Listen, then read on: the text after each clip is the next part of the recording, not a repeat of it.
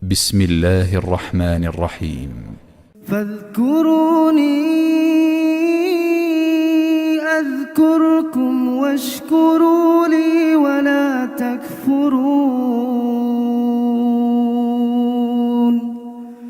يا أيها الذين آمنوا استعينوا بالصبر والصلاة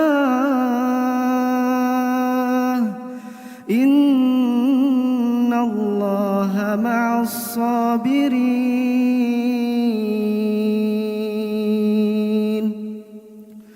ولا تقولوا لمن يقتل في سبيل الله أموات بل أحياء ولكن لا تشعرون. ولنبلونكم بشيء من الخوف والجوع ونقص من الأموال والأنفس والثمرات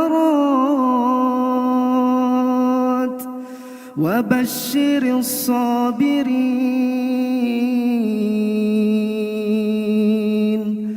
الذين إذا أصابتهم مصيبة قالوا إنا لله وإنا إليه راجعون. أولئك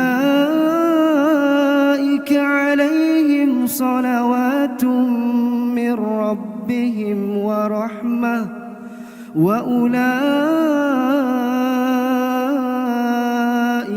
هم